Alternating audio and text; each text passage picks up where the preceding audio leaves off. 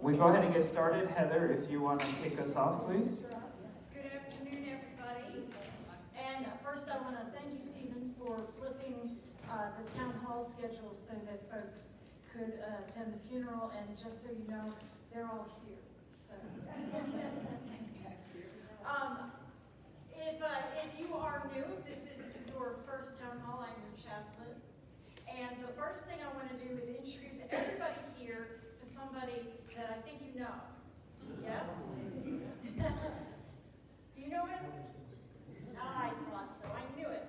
This little Jesus guy is for something we're doing with First United Methodist. As you know, they worship here on Sunday mornings, and they have a Sunday school group that moves from here to the art studio every Sunday morning. And they were so enchanted by the nativity figures that were taking a siesta in here after Christmas. They said the kids would actually stop before they went down the hall and say, "Hello, Jesus," which gets right here. So I thought about it and talked to the pastor, and every week we're going to put him somewhere for them to spot on their way to or from Sunday school, and then they're going to tell the pastor where they saw him. And I'm telling you so you know he hasn't been lost. You don't have to take him to the concierge, though he appreciates the thought. And if you think that you have an idea of where I can put him, or maybe you want to do it one week, just let me know. So that's for him. We have, of course, next month is Holy Week and Easter, and I just keep reminding you. See, there it is. I didn't know back then. That's okay. I didn't know either.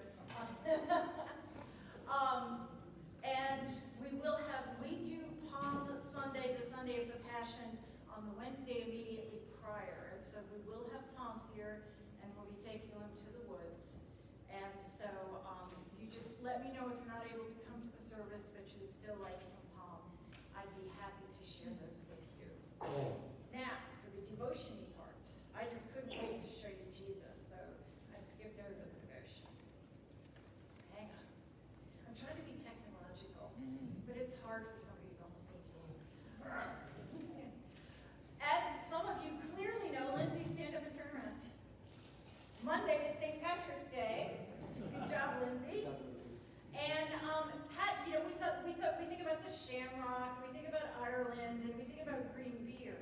But actually, Patrick's kind of inspiring because he was born in Roman Britain, and he was captured by Irish bandits and taken over to Ireland to work as a slave when he was 16. And he was there for 6 years before he was able to escape. Of course, he went back to Britain, wouldn't you? But as soon as he became a priest, he asked to be sent back to Ireland, to the people and the land that had enslaved him. And, when you think that there's something that has been difficult or hurtful in your life that you just can't overcome, we have examples like that to remind us that with God and those that God sends to support us, there is so much that is possible for each of us. So for today's prayer, I'm going to read the last part of something some of you may have heard of, the breastplate of St. Patrick. It's actually very long, but I'm only going to read the last bit. And for me as a Christian, I can do all things through Christ who strengthens me. He gives me all of the good gifts. He gives me the guidance. His teachings are what I strive to follow. And each of us has something, I hope, in our lives like that. So, this is his conclusion. It's a very long prayer. Christ with me, Christ before me. Christ behind me, Christ in me. Christ beneath me, Christ above me. Christ on my right, Christ on my left. Christ when I lie down, Christ when I sit down. Christ when I arise. Christ in the heart of everyone who thinks of me. Christ in the mouth of everyone who speaks of me. Christ in every eye that sees me.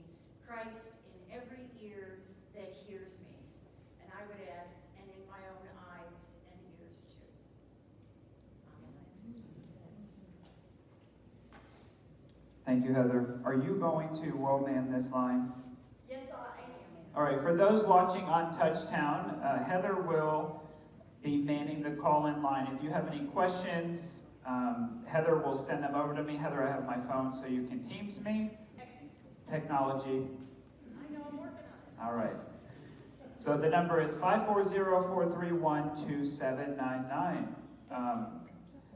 Heather stole my thunder, but I do want to thank you for your appreciation and understanding of the reasoning we switched Town Hall.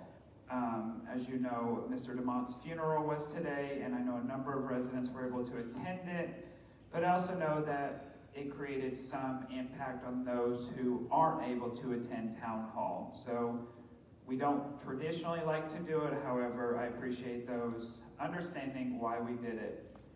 Renovation update. You've heard a lot of demoing, you've heard a lot of banging and clanking and clacking. We're still ahead of schedule, doing extremely well, including the addition of the library as part of phase 1. So they have started to drywall. They are relocating the sprinkler heads, ceiling framing. So basically the build back. So we're excited. 90% of the demolition is done. So now we're on the exciting part already, which is the build back. The first build back will be the restroom tile. And so, yeah, we're excited about that. The Sarah System check-in procedure change. In light of recent events, we're modifying our procedures just a little bit. We ask that residents use their check-in feature, do not check-in feature, as a way for us to provide those safety checks. We ask that you hit that button. Everyone know what button I'm talking about? Not your emergency button, your check-in button. At least once every 24 hours, so we know that you're there. It's a safety feature. I'm sure it gives you, your family, and a number of folks sense of security of knowing that we've at least checked base with you once every 24 hours. What is changing is the amount of, I'll say, tracking down we are going to do. So we are making it more of a priority. Instead of saying, Shannon, Jim showed up on the list, have you seen him? Oh yeah, I probably saw him, he's probably okay. Well, we checked Jim off the list. The update to the procedure is going to be, if you're not on that do not check-in report, we will go to your apartment. If we, as in the concierge or security, have not physically seen you, we will go to your apartment, knock on your door. If you're not there, go in and check to make sure you're okay. If you're not in your apartment and we do not have advance notice that you're traveling or you're out for the day, we will attempt to call you. In the event that we cannot reach you or your spouse, should you have somebody in the apartment with you, we are going to take the next step to contact your emergency contact. This has come up recently. Fortunately, everything was okay, but it has required us to feel like we need to go that extra step. So at some times, there's over 100 residents on that do not check-in report. So I want to please ask that you get more diligent in doing that. It takes 1 second to hit that black button to let us know that you're there. I know a number of you do just a fantastic job of letting us know when you're going to be out of town or you're going to be out for the day. We keep a running log of that at the concierge desk, and again, it's for your safety, it's for your security. So please don't get upset if we're calling your daughter and you're at the casino, you know. Is Chuck even in here? No. So again, please, it's just an added safety feature that we feel compelled to do. With that, I'll go to the 911 procedure. You as residents, of course, have the right to call 911 should you have an emergency. There is no requirement to hit the Sarah button in an emergency and have us call 911. However, there are a lot of benefits if you go that route. If you're in a life or death situation and you can only make one phone call, of course, call 911.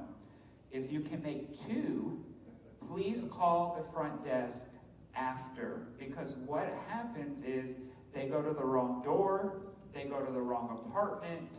If you've transferred apartments and your phone number is not tied to your new apartment, that could be lost time in a very critical time.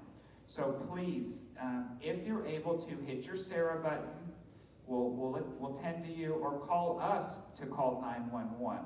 We're not saying you can't call 911. Just be clear to them, explain you're in a cottage, you're in X apartment. So again, please call 911 and let them know the exact apartment, and then call us if you can. Any questions with that? I know we normally do questions to the end. Again, you can call 911, but please keep us in the loop, because sometimes we see the ambulance and we don't know where they're going with all the different doors. You know, it could save 5 or 6 minutes by getting them to the right door. Esteban may have a slide on it, but I'm going to talk about the rationale behind the buffet changes. Those of you who lived here, BC, before COVID, understand that Tivor was never set up to have a buffet. A buffet was born out of COVID. It was born out of necessity. And with that has come some challenges. So along with the guidance of the food committee, some feedback from residents, we decided to add the salad bar as a daily offering, as well as the hot dog roller, gas station roller I call it. Anyway, the hot dogs are delicious if you haven't had it. So while some have perceived that we took away an entree, we feel that we added, more offerings both through the salad bar and the hot dog. I want you to think of the buffet as what a resident who's been here for a while sort of sent me an email and it shone a light on, that makes sense.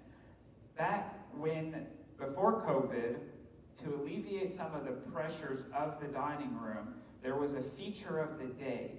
And so that's what we need to kind of recognize that it's a way to get a quick meal ready and on the go.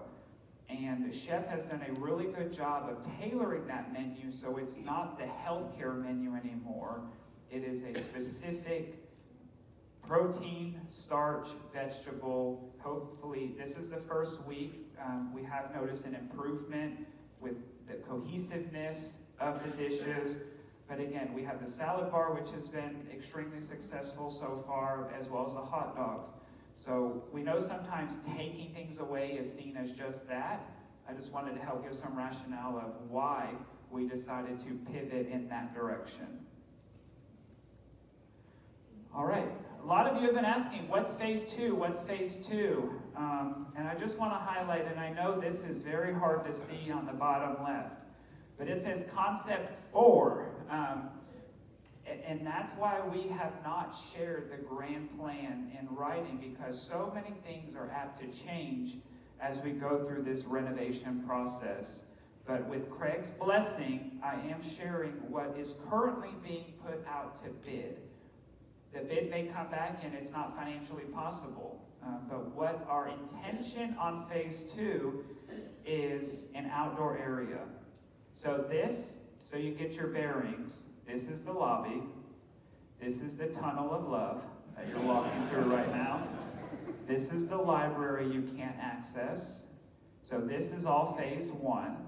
So this is the back entrance. This is the current spice patio. Everyone have their bearings where we are.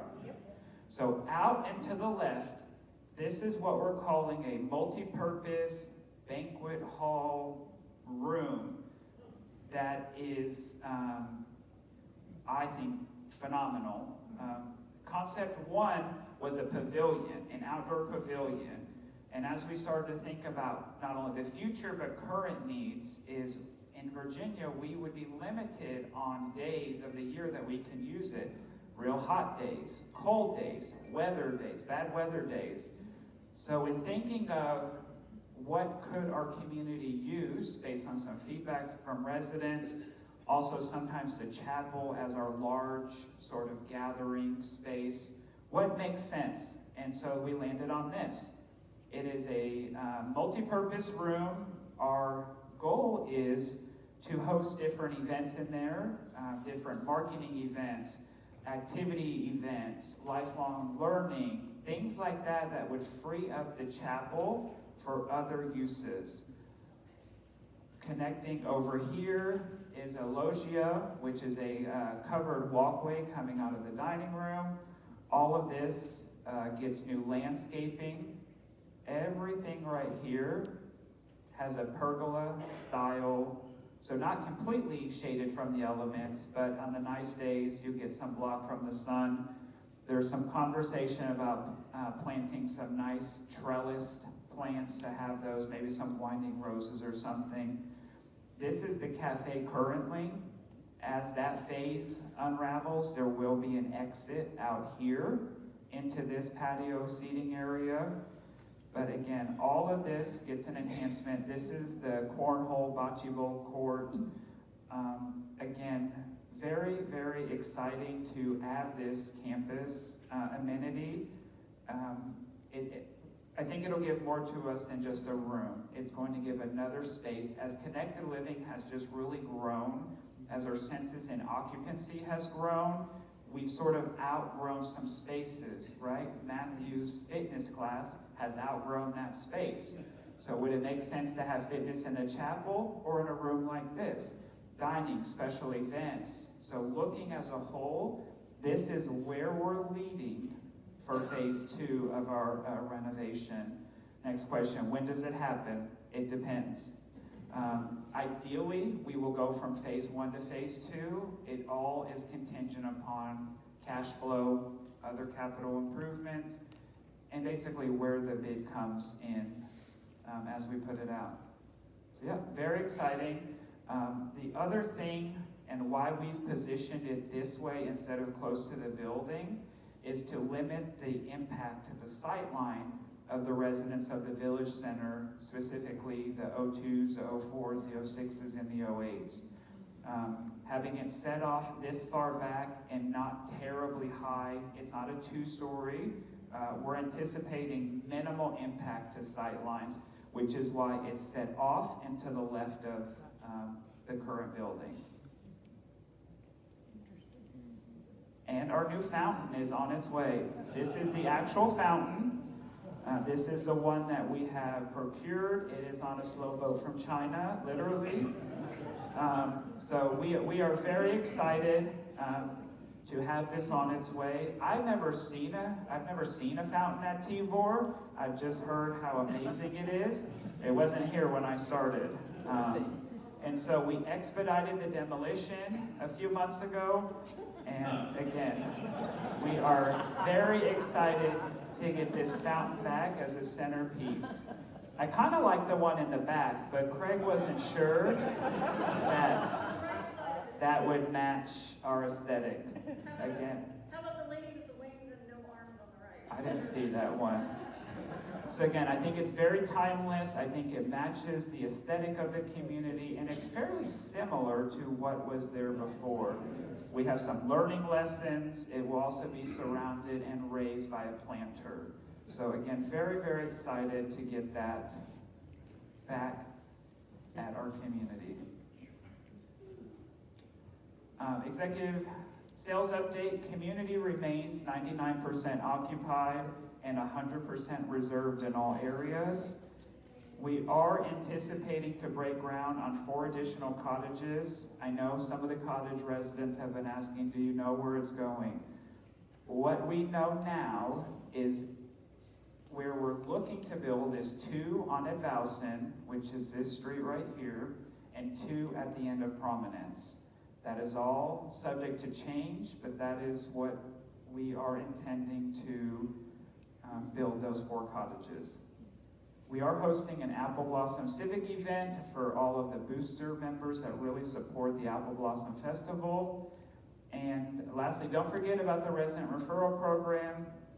And as a reminder, they must mention your name at the first call or visit. Resident referrals speak volumes to us. One, it's that you are comfortable to refer your friends and families to us. It speaks volume that you're excited about living at Tivor and you want to tell people about it.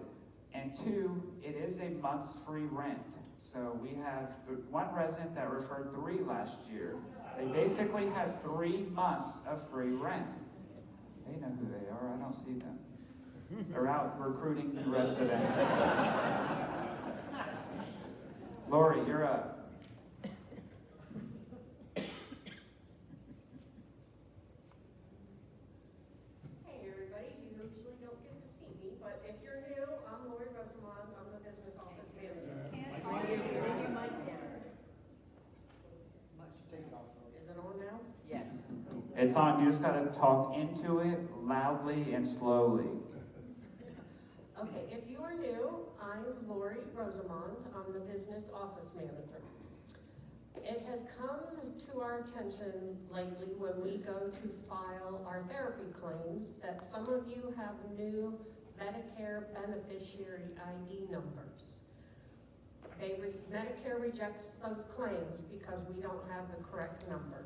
So if you have recently had your Medicare beneficiary number changed, I need to get a copy of your new card so we can make sure that when we file the claims, they don't get rejected and we can get all that taken care of. And also, it follows kind of the same rule of every open enrollment season. If you change your plans, change companies, you need to let us know and provide us with a new card. It's the same thing. So if you're not getting therapy, you probably aren't going to think about it because I will find out that your policy was canceled when I do a verification. And then I have to call you to get your new information. So when you go into open enrollment, if you change, if you could just please get a copy of the card to me, that would be great. And it also, when we update the system, it updates your face sheet for your file for life. So if you have to go to the hospital and they grab your file for life, it's all updated. Any questions about that? So I think that really goes with anything. If you get a new, ID and you want us to have a current copy of it, a new health insurance card, and I asked Lori because I said, well, why would they get a new number? She said a lot of times it has to do with either fraud or you changed providers, you've gone from a managed care to traditional Medicare with the supplement perhaps.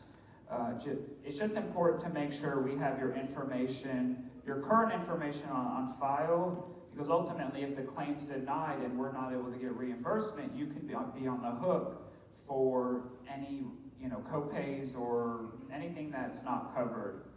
And Lori can always look, double check, make sure everything's valid. Even if you have a question, just come see her and she can just double check your file.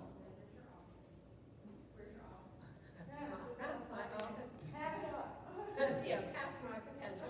I'm up on the 2nd floor of Proclamation Place. If you know where the transportation office is, just go straight up on the 2nd floor. All right, so the question was, where's Lori's office? Lori's office is on the 2nd floor of Proclamation, just above transportation. All right, thanks, Lori. Dun, dun, dun.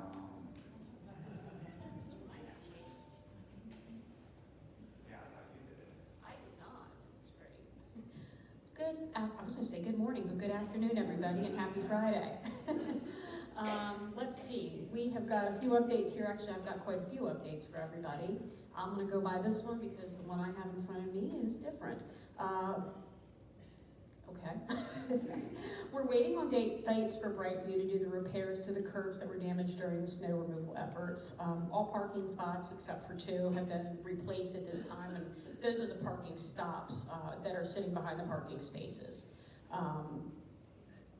When they come back, they will reach out to us so we can have security move those vehicles. My understanding is that security was not able to get in touch with those residents while Brightview was here. Exterior lights to the Village Green have been restored. which is great news.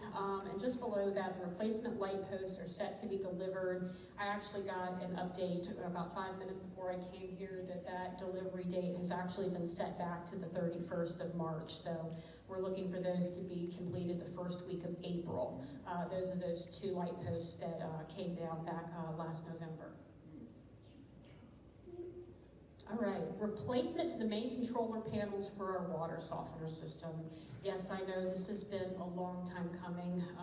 We finally had a company able to get down there back about 2 months ago, do a full investigation of what needed to be done, what needed to be replaced, and what needed to be updated and upgraded in our water softener system to allow the main electrical controller to be replaced.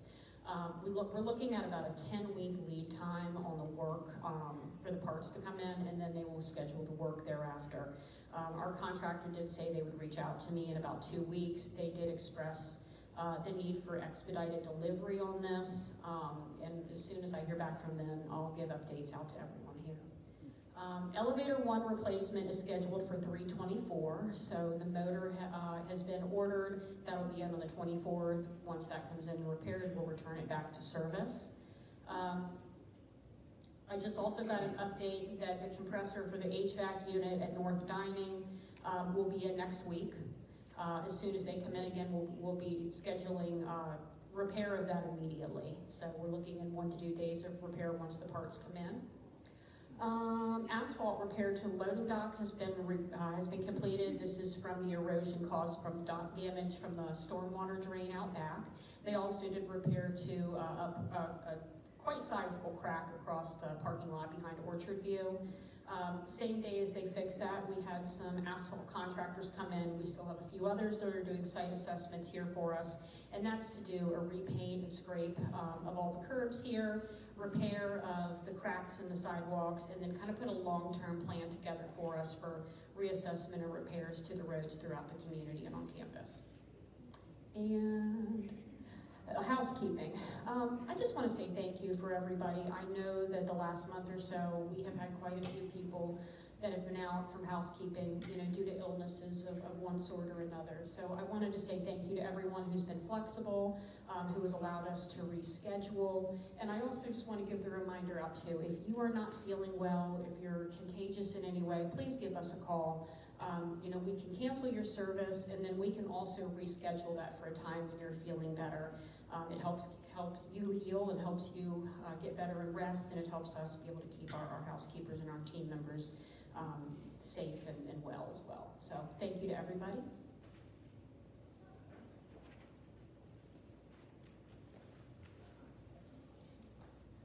Good afternoon, everybody. Happy Friday.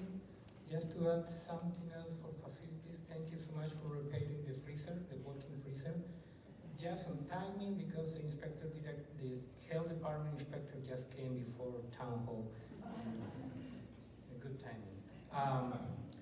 Pastor Station, there's gonna be a new program that we're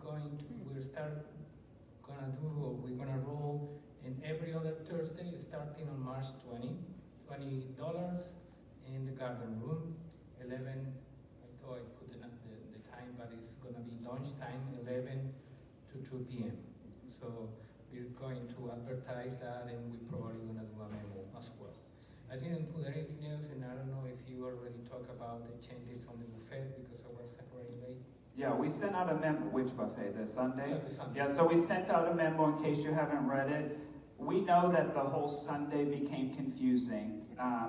Every other week, small buffet, large buffet, made to order. So we're taking it back to the way it used to be. Every Sunday, the traditional brunch, made to order menu, sit down dining service from 8 to 3. There's no breakfast buffet in the cafe. It's just returning back to basics. So you'll be able to enjoy regular brunch, sit down Sundays from 8 to 3. Yeah, and a quick note about that program, it came from part of the residents as a suggestion to have a buffet on Sundays. We tried, and then we heard some complaints or some confusion. We present the idea to get back to the MTO menu every Sunday to the dining committee, and it was agreed to have it in that way, right? As Stephen said. And I don't have much to I guess the other thing that we are finalizing is simply the procedure of how residents can enjoy the salad bar as a sit-down option. So we have a memo being plugged.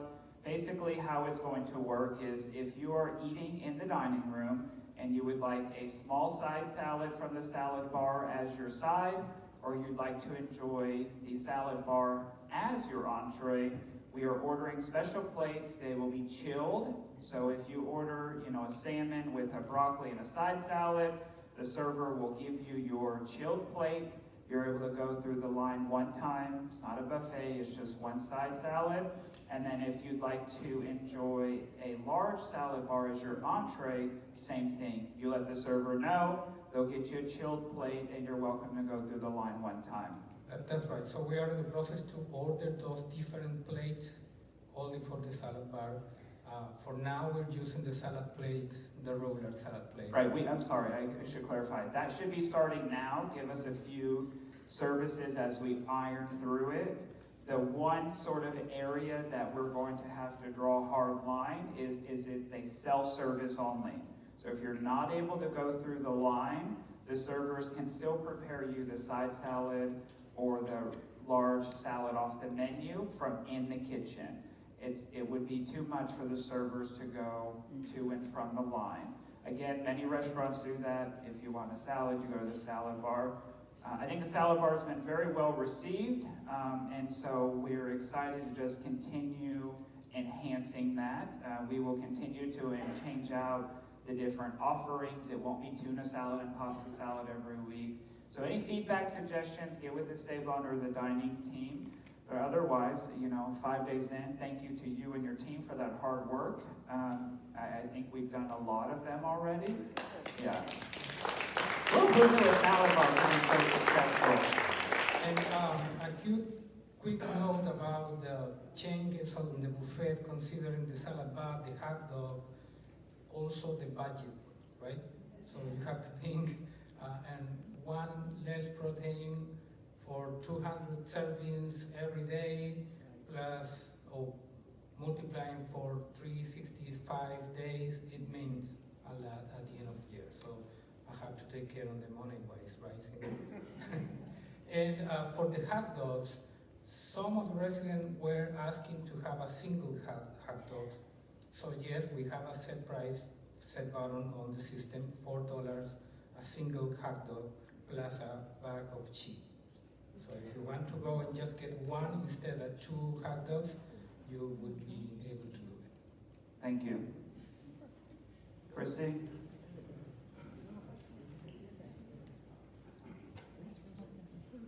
We do have some new faces in here, some new residents. I will introduce Christy. Christy Bartholomew is with My Potential. My Potential is our on-site home personal care, not home health, but in-home care. So her team can help with medication reminders, assistance with activities of daily living on the clinical side, but they also help with transportation, spring cleaning, companion services. So again, My Potential is under Christy. They are located on site. So go, Christy. Hi, everybody. Hi, everybody. I knew it was coming. You do, because it comes every time. How is everyone? Happy Friday. Our office is next to the beauty shop. Come see me anytime you have a minute. You can flip it, because I think everybody's seen that one. So, as he said, we try to remind you all that we're not just ADL and daily living assistance. We can do a lot of other things for you folks, should you desire it. So, with spring coming, we thought it would be a good time to clean out all your closets, and let us do your pantries and your lovely bathroom closets, because I know those ones get really cluttered. But we have some ladies that really love to organize things, so please use us for that. The inactive contract sign up, we missed it. Sorry, my slide is wrong. Well, you did it. We did it, yes, but you all have missed it because it was this morning from 11 to 1. The blood pressure clinic will be next Tuesday from 12 to 2 in our office. And my Name That Tune game will be Wednesday afternoon from 2:30 to 3:30 in the boardroom, should you be interested in that. Thank you. And just to go back to the inactive contract sign up, there's basically two classifications of contracts. Residents who are currently receiving services, they have their active contract, and then we would really implore everyone to have an inactive contract. What that means and what inevitably happens, it does not cost you anything, but what inevitably happens is Friday night at midnight, somebody falls or needs assistance, they go to the hospital, their children are out of town, their regular neighbor isn't available, and so we can't start services right away in the absence of that contract. So it's very important, Christy keeps it on file with the rest of the inactive contracts, and should you require assistance 24/7, she's able to say, yep, services can start in a matter of, as soon as we can get one of her team members there. So I really would encourage everyone to have an inactive contract with them. It doesn't hurt, it doesn't cost anything, and inevitably, we've seen so many scenarios where we just wish we had it because it delayed getting that in-home support readily as we needed it. Yes, because we cannot do it on the weekends or after 5 o'clock because no one's here. So please remember that. If you've already got it, we're good because I can do things from home. But if I don't have it, I can't come in and get you a new one at 5 o'clock on a Sunday. So that's why we suggest, I'm real close, guys. Come on, everybody, come and do it. Because we're real close to having all of you and we want everybody we can help, so. Is one of your services curating fashion? No, but I'm happy to help. Ask Rocco, she borrowed some of my clothes for the cruise. I mean, you could, right? You could take them personal shopping. So if anyone wants to dress like this, Nobody does but me, I know just see Christy. You almost need a bucket, like you're like a milkmaid today. I thought that was a dessert. Petit four? Petit four, close enough. Sorry, BJ. That's all right. Good afternoon, everybody. My name is BJ Custer. I'm the Therapy Services Director here at Orchard Ridge. I know most of you. For those that are new, welcome.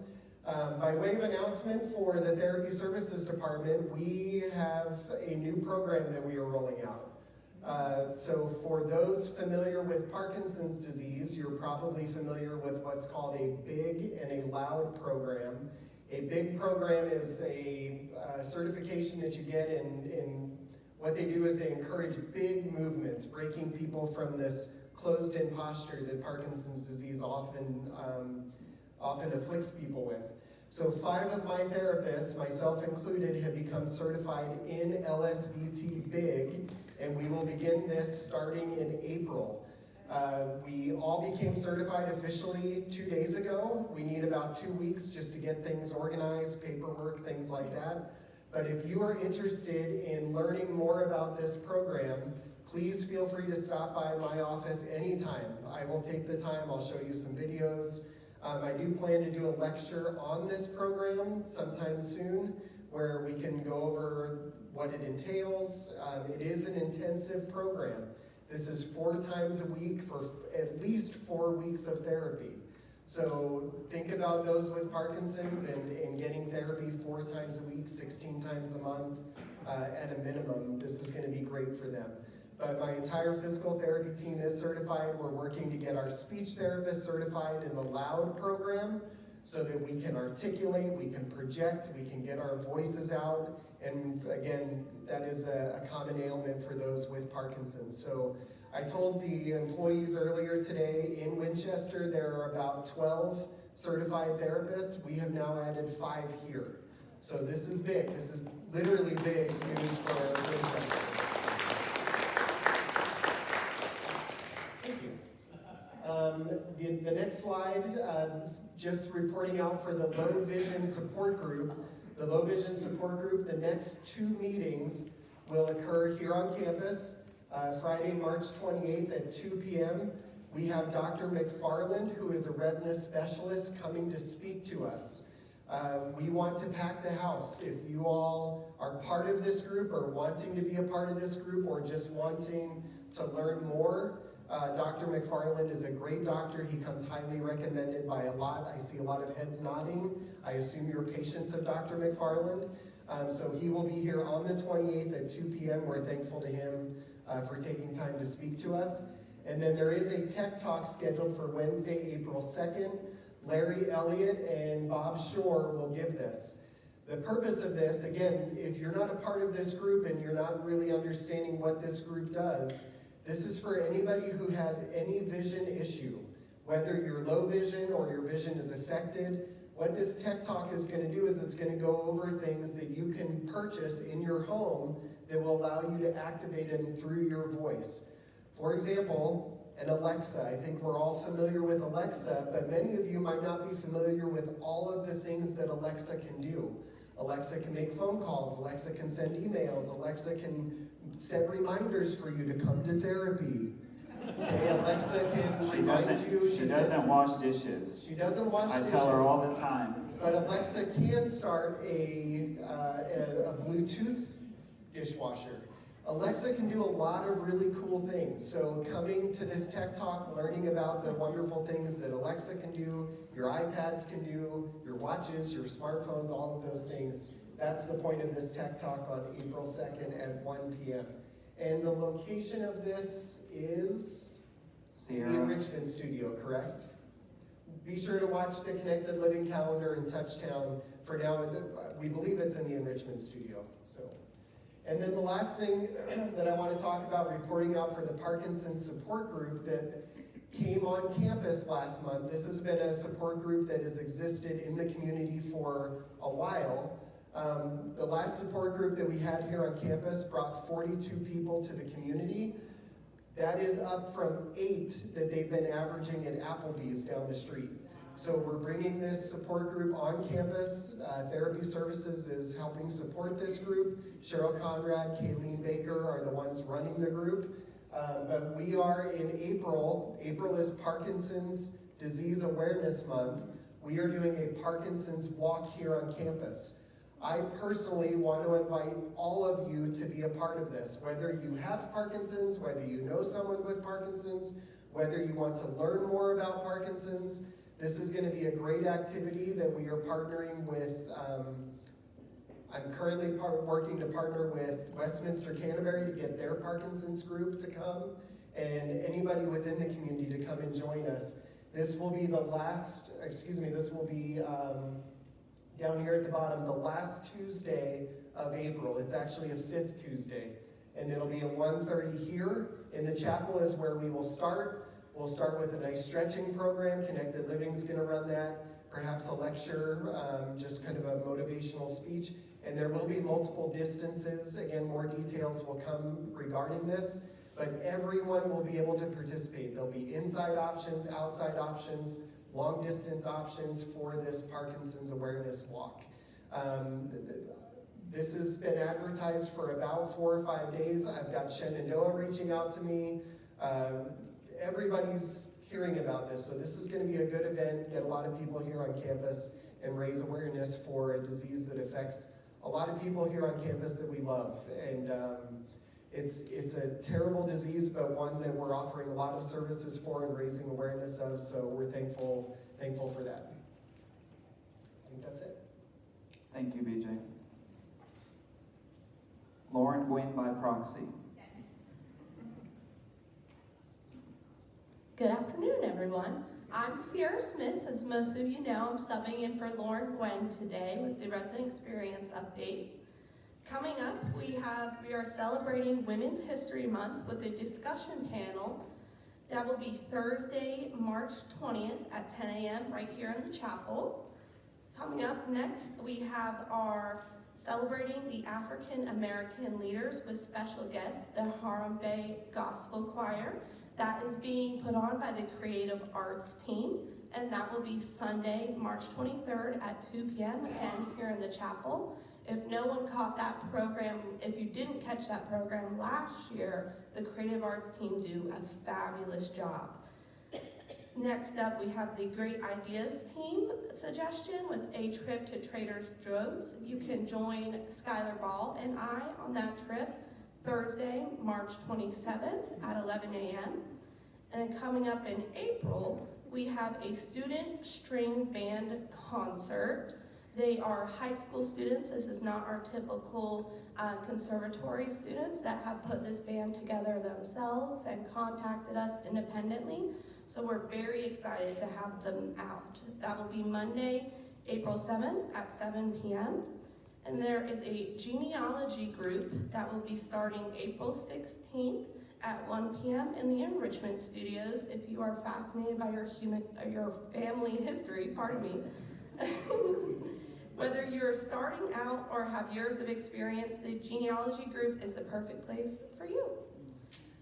Next up, we have Dr. Joanna Gaskins, who will be presenting Sexual Education Refresher.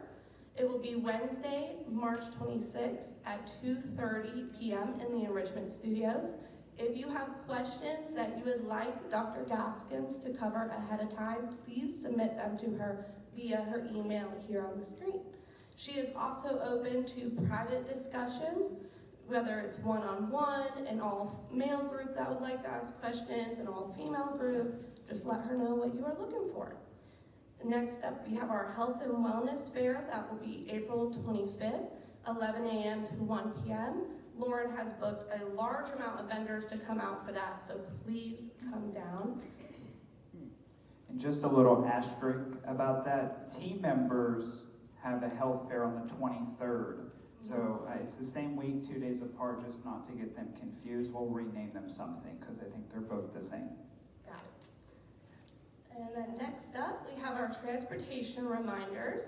Please review guidelines that can be found on the community app under the transportation section. Shuttles are a max of 12 people unless we can accommodate more with a secondary bus or vehicle. Please sign up in the pre-registration notebook at the Get Connected Information Center to attend. Your wait times for pickup may increase depending on the schedule for the day. We ask for patience and understanding with our transportation team. Next, we have our garden plots. They are open for all residents. Please see Lauren or David Shedlock within Connected Living if you are interested in having one. One raised bed is still available, and that can be split into two, so there are still 2 options open for 2 separate residents. I'm not sure about the great ideas team she had there at the bottom, but please submit your great ideas if there's anywhere that you would like to go or saw a program that you would like to attend. We are always open to suggestions. Thank you. Have a good day. Thank you. Before we get to questions, can we get Zach, Susan?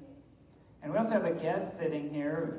Some of you may or may not know, but Cindy Walters is here. She is our president and CEO of NLCS. She's been sitting in. She said I could put her on the spot, so I am. Y'all want to come up? You want the mic? Good afternoon, everyone. I am here. I'm here to say thank you. Thank you to each and every one of our residents, to our team members, to our administrative folks, and to you all. Why? Because you shop in the specialty shop. And for that, we are not only grateful, but we're a few dollars richer in our benevolent fund. So as you know, we've gradually grown our gifts over the years, and our total at the moment is $80,000 in the fund. This year, we will be able to donate $45,000 to the Winchester Benevolent Fund, which brings the total from all of you to $125,000. So, actually, I brought the cash, but we're cashless, so we'll have to write you a check. Just one other little side note, and that also has to do with the generosity of all of our residents who shop in the shop. In addition to this, we have made donations of in-kind things to the Winchester Rescue Mission, the Laurel House, and CCAP in the amount of $30,000 this year. So thank you, everyone. Thank you.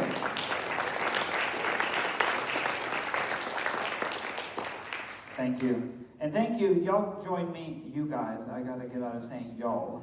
Join me in giving Susan a round of applause for all of her hard work.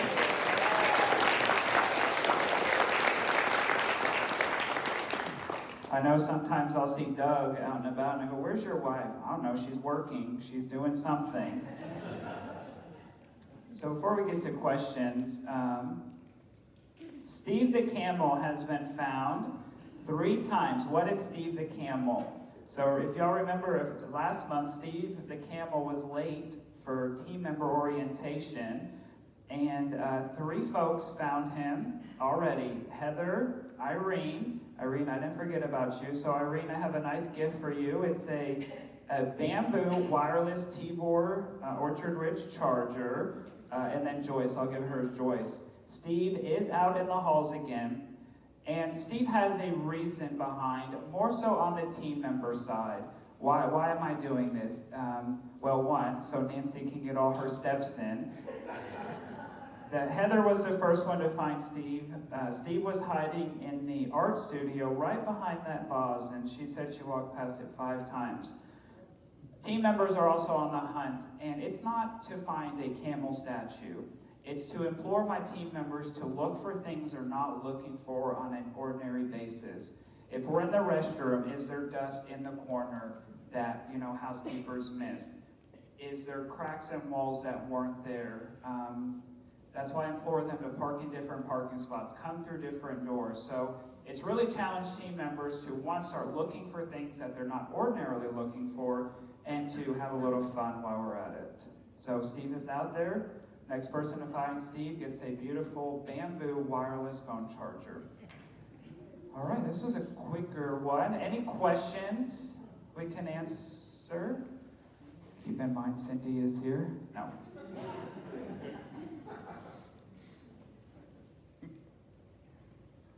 After that, I saw Mr. Markwood. Concerning the Sunday brunch schedule, is there takeout? Is there takeout? Yes, it's back to the traditional 8 to 3, either dine-in or delivery or carry-out. Steven, on your executive comment slide, you had a note about the pool buddy or deck buddy. And Yes. Did you skip over that on purpose? No, I didn't. So good question. Yes, I have it on there about rationale. Let's back up. When I first started T4, there was only residents' availability to swim in the pool when there was lifeguards available. We heard through the grapevine that our competitor across 37 had a program that they call a pool buddy that allowed resident volunteers to look after one another. We ran that by our insurance and risk company. They had greenlit it, and then there were some modifications, some confusion, and this has been an ongoing thing. One of the things that just needs clarification is, and it will be in the final policy or procedure, is that somebody has to remain on deck. That was the entire premise of the pool buddy system.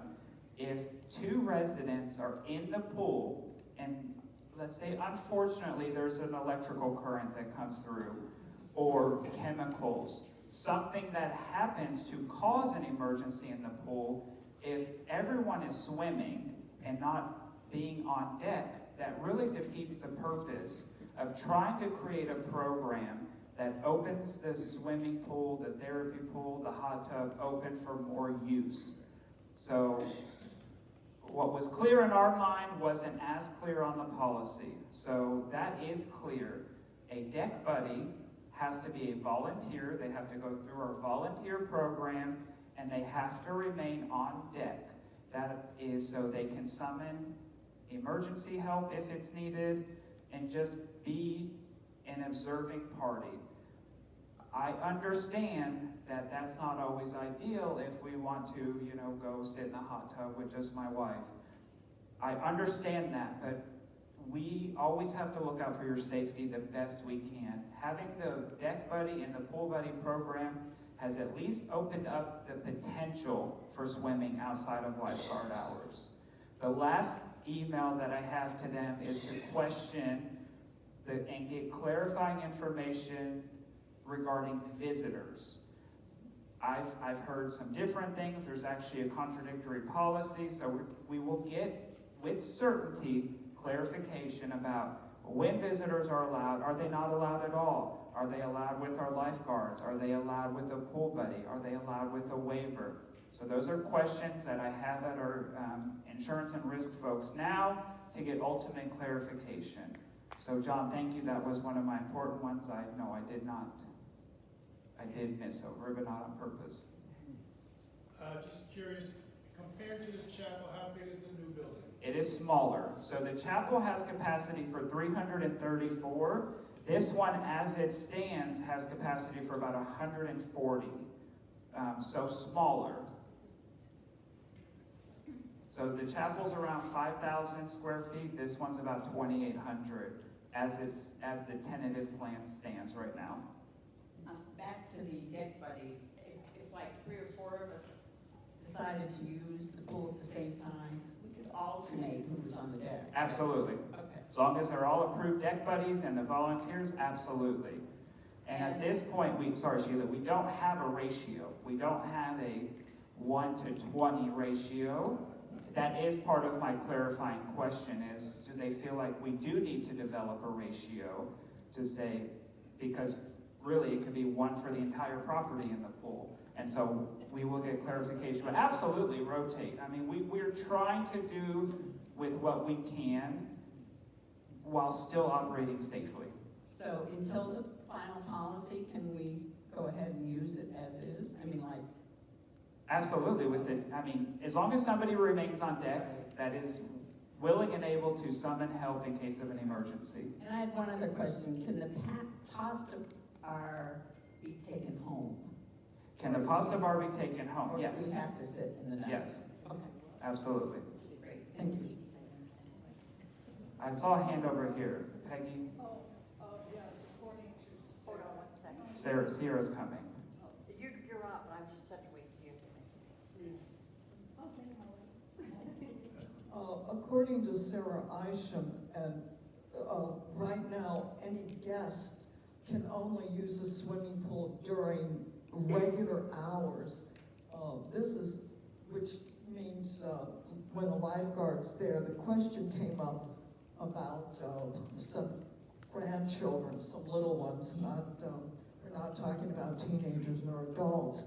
So they're excluded from being part of the buddy system. It's just, even if you had adults with them, guests can only come during the regular hours and, regardless of age.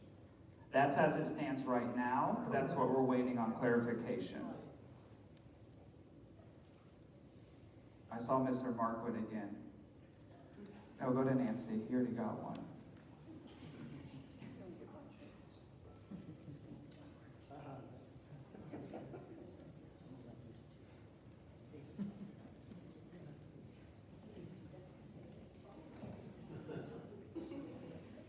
I just want to clarify the order of things when we're having the salad bar, which is fabulous.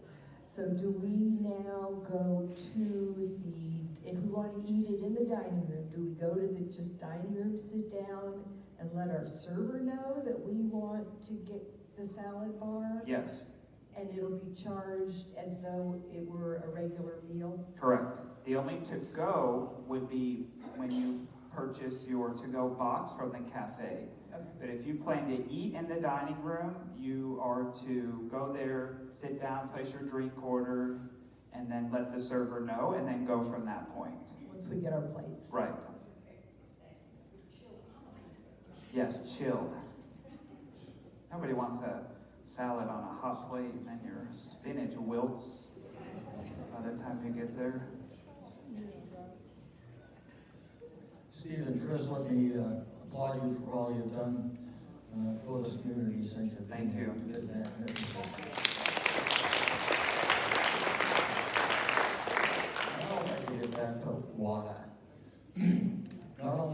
have we had problems with the hardness. The last while, we've had problems with lumps in it. Will the new system that's coming, dear God, I hope, quickly, be able to eliminate all the material that's currently in the water system? Yes. Yes. Yeah, we are on Frederick County water, and if any of you lived in Frederick County, you know what Frederick County water is. So ultimately, yes. If you want to take over. Yeah, hard water has mineral deposits of many kinds in those. They will clog up our aerators, they will clog up our filters. Again, once the water softener is repaired, it will take time to get that out of the lines. There is a buildup that builds up in the pipe, and unfortunately, there is no easy resolve to blast those pipes out through all of our faucets. It will take a little bit of time, but it will clear out that hardness that you're seeing, not just the water itself, but the actual deposits and granules that you're seeing. And I am well aware of, you know, the amount of, I don't want to necessarily say damage, but it is clogging up a lot of things. Wear and tear. You do have to be, you know, cautious. And if you're finding that you have low pressure in your water, or your hot water is not getting as hot, please put in a work order. That is something we take care of immediately. We'll send somebody up. It's just a matter of cleaning out those filters to allow that water to flow more freely. Yeah, I mean, correct me if I'm wrong, and he's in a cottage. Anybody in a cottage experiencing any dip in water temperature, you're not tied to a large component. So if you're down, it's probably you, maybe, if you're, do they each have their own? So they have tankless hot water heaters, and those tankless hot water heaters have individual filters that basically run the hot water and the cold water up. When those become clogged, you'll have a lack of hot water. You may turn your water on in your shower, for instance, and you may have fine pressure at cold water and it runs great. You turn that hot water on and you're either not feeling anything or that pressure level will drop. That means that you have a buildup in that. It's a quick backwash that we're able to do. We'll turn the water off, we'll take those filters out, we'll clean them thoroughly and place them back in.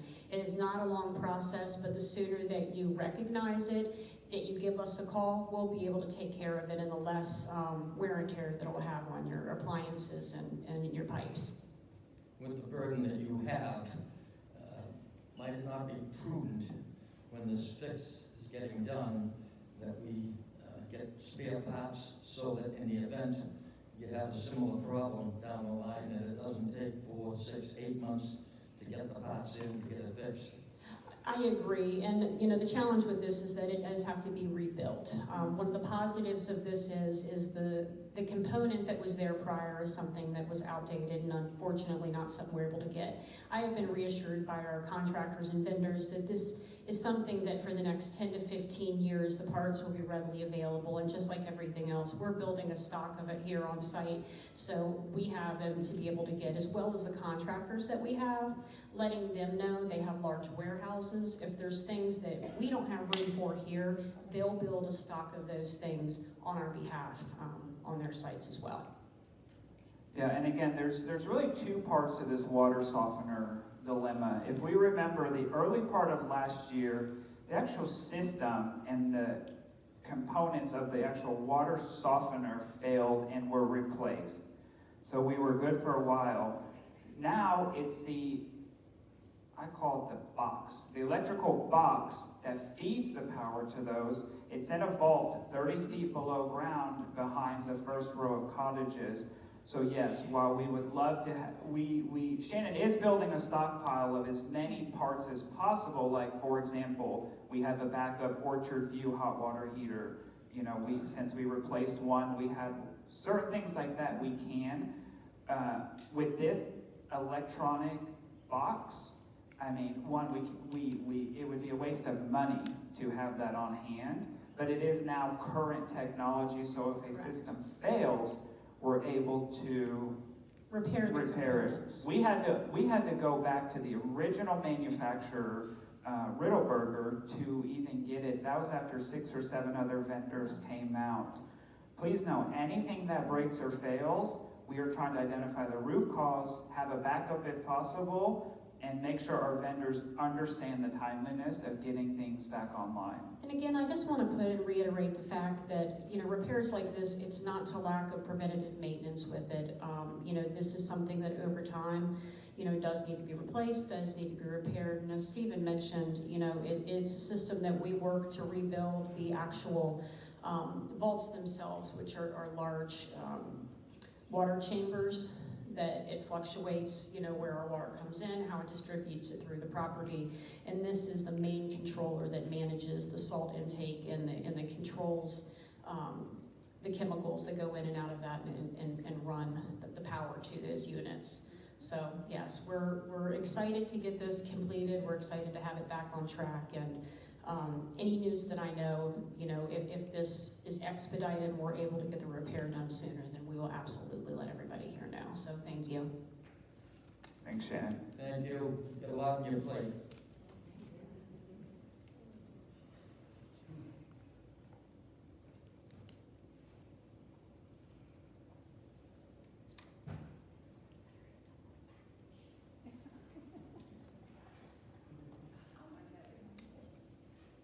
I want to be clear about the salad bar that currently at the new salad bar. Is it ever self-service? No. The current salad bar should never be self-service. One, just from a hygienic standpoint, and really that's it. And from a service standpoint, it's not because we're trying to give you 8 shrimp instead of the 22 you want. If you want 22 shrimp and it fits in that box, what Stephen says, the answer is always yes. So please, if for some reason somebody has stepped away or ran to get a topping or something, please know that that's never a self-serve. We want to be able to serve it to you. Again, it's not about portion control. We will fill that box as heavy as we want. We just want to do it from a service standpoint. So please don't serve yourself with that. Absolutely. Yep, that still is the same. Lunch or dinner, you're able to get it to go. Ricky. First of all, a compliment on the salad bar and the hot dogs. Oh, the hot dogs are good.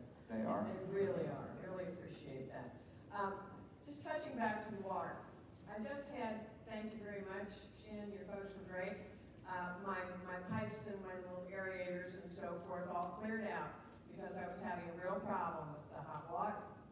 But it came to me that even though they're all cleared out, the water pressure is pretty low. We don't have strong water pressure. Now, the shower is my big issue. I can change the shower head. But is there going to be an increase in water pressure when all this is resolved, or should I just change my shower head? I would recommend changing your shower head or letting us do it, because I don't know if you know how to do it or not. I said I don't know, you could. 2, I also want everyone to be cognizant of the fact that there are 400 neighbors. And how many of you like to take a shower 7:30, 8 o'clock when you're getting up? Just please keep in mind too, there is peak times on and off. I even experienced that when I lived on site. The water pressure was down, and we can only pull so much water at some time. But yes, I think, the team will be happy to change out your head, and so hopefully that improves. But I think a lot of it has to do with just peak time usage too. Did I make that up, or is that true for the cottages too? They're all pulling. It is, and because everybody goes to that water softener system. Yeah, that's what I thought.